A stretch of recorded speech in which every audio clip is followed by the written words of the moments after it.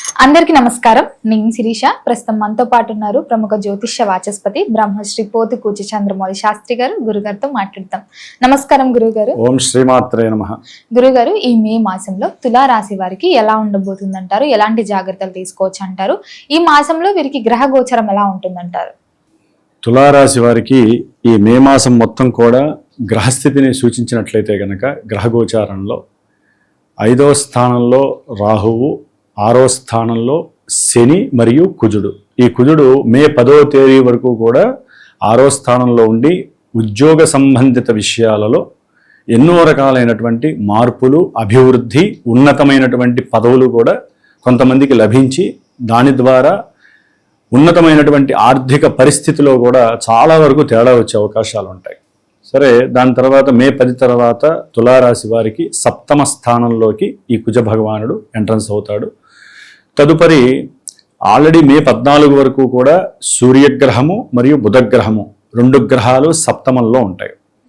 అష్టమమైనటువంటి స్వక్షేత్రంలో శుక్ర భగవానుడు నడుస్తూ మే 15 తర్వాత మిథున రాశిలోకి వెళ్ళిపోతాడు. ఆయన మిథున రాశిలో మే 15 నుంచి శుక్రుడు 9వ స్థానం భాగ్యస్థానంలో విశేషంగా ఆల్రెడీ అక్కడ ఉన్నటువంటి ధనకారకుడైనటువంటి గురుడితో కలిసి ఉండటం చాలా చాలా విశేష ఫలప్రదాయకం.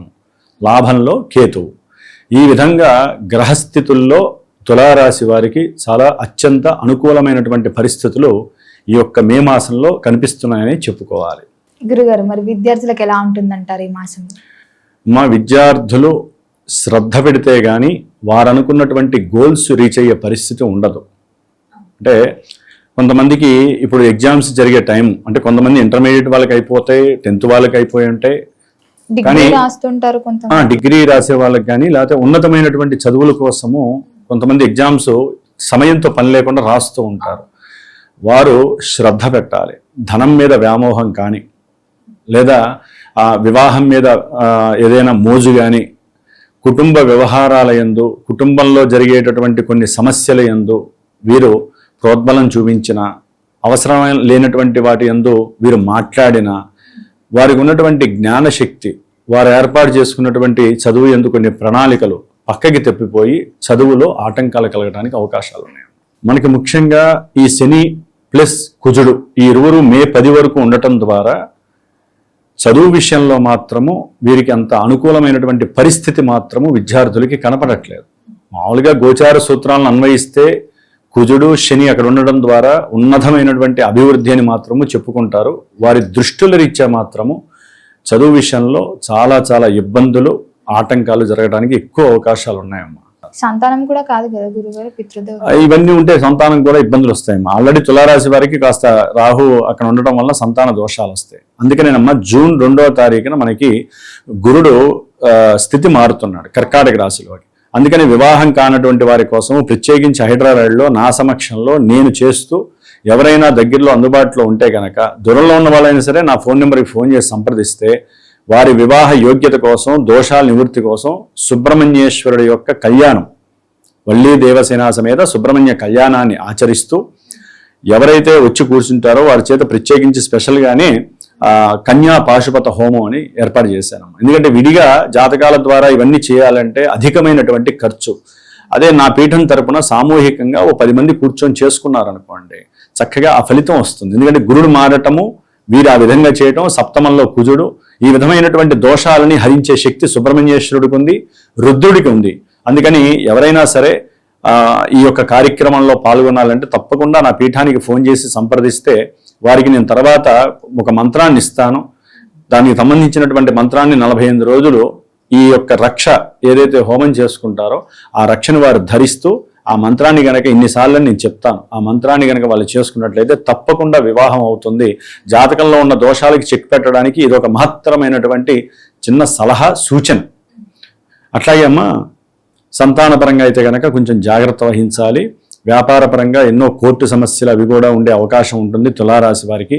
కొంతమంది వివాహపరంగా ద్వితీయ కళ్యాణం చేసుకోవాలి అంటే భార్య గతించిన, లేకపోతే కొంతమంది ఎడబాటు అయిపోతుంది, వివాహాలు అయిపోయి లేనిపోని అసందర్భమైనటువంటి మాటలు మాట్లాడుకొని ఎడబాటు చేసి బంధువులు రావాలి కావచ్చు, లేకపోతే ధనపరమైనటువంటి విషయాలు కావచ్చు, లేకపోతే ఎవరికి వాళ్ళకి స్వేచ్ఛ స్వాతంత్రాలు కావాలి కదా, లేకపోతే యుగో ఫీలింగ్స్ అహంకారాల వలన విడిపోయిన వాళ్ళు చాలామంది ఉంటారు. వాళ్ళు రెండో పెళ్లి చేసుకోవాలనే కోరికతో ఉంటారు కదా.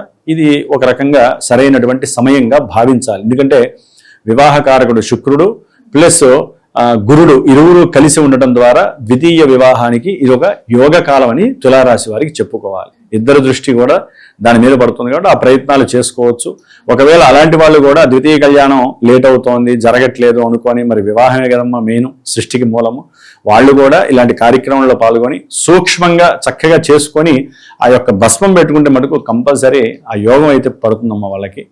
మరి ఉద్యోగస్తులో ఉన్న వారికి ఎలా ఉంటుంది? ఎవరికైనా ఉద్యోగం ట్రై చేస్తూ ఉంటారు కదా కొత్తగా నిరుద్యోగులని, మరి వారి పరిస్థితి కూడా ఏంటంటారు?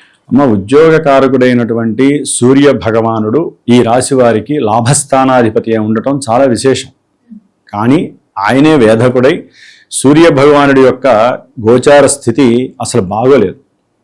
అంటే మే 14 వరకు కూడా ఆయన సప్తమ రాశిలో ఉండటము, తర్వాత మే 14 నుంచి కూడా మే మాసాంతము ఆయన అష్టమ రాశిలో సంచారం, అంటే శత్రుక్షేత్రంలో. అంటే ఉద్యోగరీత్యా ఎన్నో మార్పులు. ఒక్కోసారి ఉద్యోగం అవసరమా, అసలు ఉద్యోగంలో ఎదగడం కష్టం కదా, కాబట్టి ప్రత్యేకించి వ్యాపారపరమైనటువంటి ఆలోచన ధోరణి వీళ్ళకి కలగడానికి అవకాశం ఉంటుంది. ఈ విషయంలో ముఖ్యంగా 9, 12 స్థానాధిపతి అంటే విదేశాలలో ఉన్నటువంటి విద్యార్థులు కానీ, ఉద్యోగాలు లేక ఇబ్బంది పడేటటువంటి వాళ్ళు కానీ, చక్కటి మేధస్సు, బుద్ధి, జ్ఞానము, తెలివితేటలు అన్నీ ఉంటాయి. వాళ్ళకి కలిగే ఆలోచనలు మే 15 వరకు ఇట్లాగే ఉంటాయి తులారాశి వారికి. ఎందుకంటే సప్తమం అనేటటువంటిది వ్యాపార క్షేత్రము, వ్యాపార స్థానం. మరి ఆ స్థానంలో లాభాధిపతి అట్లాగే బుధుడు, వ్యాపారకారకుడైనటువంటి బుధుడు ఈ విధంగా ఉండటం ద్వారా వ్యాపారపరమైనటువంటి ఆలోచనలకు దారితీయటం, అసలు చదువు ఎందు వారికి అసలు ఎందుకు చదువుకున్నామా, చదువుకి తగ్గ సరైనటువంటి ఉద్యోగాలు లేక ఎందుకు ఈ చదువు అంతా, అదే ఈ చదువుని మనం వ్యాపార రంగంలో ప్రవేశపెట్టి మనమే 10 మందికి ఉద్యోగాలు ఇచ్చే లెవెల్కి ఎదగచ్చు కదా అనేటటువంటి ఆలోచన ధోరణి ఈ రవి బుజులు 7లో ఉండటం వలన చాలా అనుకూలంగా కలగడానికి అవకాశం ఉంటుందమ్మా. అదే సిచ్యువేషన్లోంచి వీరు మే 15 తర్వాత రవి బలం ఇంకొంచెం తగ్గుతుంది. తగ్గేసరికి వీరు అనుకున్నటువంటి అభీష్టాలు రవి బుద్ధులు ఇద్దరూ 8లోకి వచ్చినప్పుడు వారి యొక్క బుద్ధి అనేటటువంటిది కొంత స్ప్రెడ్ అవ్వడం తగ్గిపోతుంది. అంటే ధనం కావాలని ఉంటుంది, కానీ ఆకస్మికంగా తండ్రి గారి యొక్క ఆరోగ్యరీత్యా ఇబ్బందులు కలగటం, దానికోసము కాస్త అప్పు చేసేటటువంటి పరిస్థితి రావటము. అప్పు చేయాలంటే అంటే వాళ్ళకు ఉన్నటువంటి ఆ తెలివితేటలు బుద్ధి ఒక్కసారిగా టర్న్ అయిపోయి రకరకాలుగా అంటే కుటుంబ పరిస్థితుల వలన కావచ్చు, ఆర్థిక పరిస్థితుల వలన కావచ్చు, ఉద్యోగం అనేటటువంటిది ఇబ్బంది పడే అవకాశం ఉంటుంది. కొంతమంది ఉద్యోగాలు చేసే వాళ్ళకైతే కనుక ఇది న్యూట్రల్ పొజిషన్ అనుకోవచ్చు. ఉద్యోగాలు పోవటము, ఉద్యోగాల్లో రావాల్సినటువంటి డబ్బులు రాకపోవటము, అరే నేను ఇంత కష్టపడి ఇంత చక్కగా చదువుకొని మీకు ఇంత సహాయం చేసి నేను ఎంతో అనుకున్నాను కానీ నాకు ఇంత రావట్లేదని చెప్పి వాళ్ళ ఉన్నతమైనటువంటి అధికారులు ఉంటారు, వాళ్ళతో మాట్లాడితే అది కాస్త రిఫ్లెక్ట్ వచ్చి వీళ్ళకి అవమానం కలిగేటటువంటి పరిస్థితి ఉద్యోగాల్లో చాలామందికి. దానివల్ల వీళ్ళంతటా వీళ్ళే స్వయంగా రిజైన్ చేసేసి నా సొంత ప్రయత్నంతో నాకున్న టాలెంట్తో నేను ముందుకు వెళ్తాను, ఇంకో ఉద్యోగం వెతుక్కుంటే అవసరమైతే, అంతేగాని మీ దగ్గర పనిచేయాల్సిన అవసరం లేదనేటటువంటి రకరకాల విపరీతమైనటువంటి వాగ్ధోరణలు కావచ్చు, ఆలోచనలు కావచ్చు, ఇష్టాలని వాళ్ళు కుచించుకొని అంటే ఇష్టాలని అదుపు పెట్టుకొని వాళ్ళు నీ చేయాల్సిన పనే నేను చేస్తా, నీ కింద నేను సబార్డినేట్గా ఉండాల్సిన అవసరం లేదు అని ఉద్యోగస్తుల్లో ఇట్లా విపరీతమైనటువంటి ఆలోచనలు చాలా వచ్చే అవకాశాలు ఉంటాయమ్మా. దాని ద్వారా ఆర్థికపరమైనటువంటి ధన నష్టము, అంతకుముందు మరి విదేశాలకు వెళ్ళటానికి చేసినటువంటి అప్పుల నిమిత్తమై కొంచెం ఇబ్బందులు పడటము తప్పకుండా జరిగే అవకాశము ఈ మే మాసంలో తులారాశి వారికి అధిక భాగంలో ఉంది. మరి గురుగారు ఇప్పటి వరకు వీళ్ళకి వ్యాపారం పెట్టే ఆలోచన వస్తుంది అని ఒక మాట అన్నారు కదా, మరి ఈ తులారాశి వారు ఎవరైనా వ్యాపారం పెడదామని ఆలోచన ఉన్నవారు పెట్టొచ్చు అంటారా? కలిసి వస్తుందా ఈ మాసం? అమ్మా, వ్యాపార గ్రహం అనుకూలంగానే ఉంటుంది మే 14 నుంచి. ఆలోచన రావటం మే 14 వరకు.